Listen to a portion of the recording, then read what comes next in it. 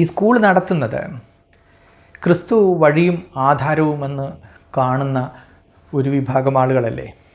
തീർച്ചയായും ക്രിസ്തുവിൻ്റെ വഴി അവരെ ഏതെങ്കിലും വിധത്തിലൊക്കെ സ്വാധീനിക്കേണ്ടതല്ലേ? ഇത്തരമൊരു സന്ദർഭം വരുമ്പോഴെങ്കിലും ഒരു പ്രാർത്ഥനയിലെങ്കിലും ക്രിസ്തുവിനെ ഓർമ്മിക്കേണ്ടതല്ലേ?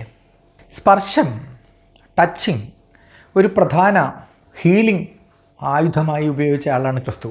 അന്ധനെ തൊടുന്നു, ചെകിടനെ തൊടുന്നു, അവർക്ക് കാഴ്ചയുണ്ടാക്കി കൊടുക്കുന്നു, കേൾവി ഉണ്ടാക്കി കൊടുക്കുന്നു, കുഷ്ഠരോഗിയെ തൊട്ട് ശുശ്രൂഷിച്ച് അവനെ സുഖപ്പെടുത്തുന്നു.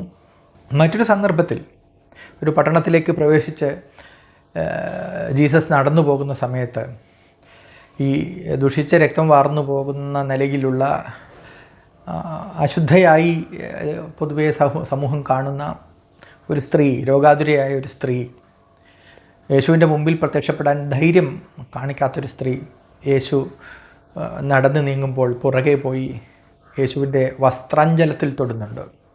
ജീസസ് അറിയാതെ തൊടുകയാണ്, പുറകെ പോയിട്ട് ആ വസ്ത്രത്തിൽ തൊടുകയാണ്. ബൈബിൾ പറയുന്നത് അവൻ്റെ ശക്തി ചോർന്നു പോയി, അവൾ രോഗവിമുക്തി നേടി എന്നാണ്. അവൾക്ക് ഹീലിംഗ് ഉണ്ടായി, അവൾ ശുശ്രൂഷിക്കപ്പെട്ടു എന്നാണ്. അവൻ്റെ ശക്തി, ജീസസിൻ്റെ ശക്തി, ആ തപശക്തി ചോർന്നു പോയി എന്നാണ്. അപ്പോൾ ഈ ക്രിസ്തുവിൻ്റെ പേരിൽ ആണയിടുന്ന ഈ കന്യാസ്ത്രീകൾ, ഈ ബിഷപ്പുമാർ, ഈ അച്ഛന്മാർ, ഇവരൊക്കെ ശ്രമിക്കേണ്ടത് ശക്തിയെ ചേർത്ത് വയ്ക്കുന്നതിനല്ല.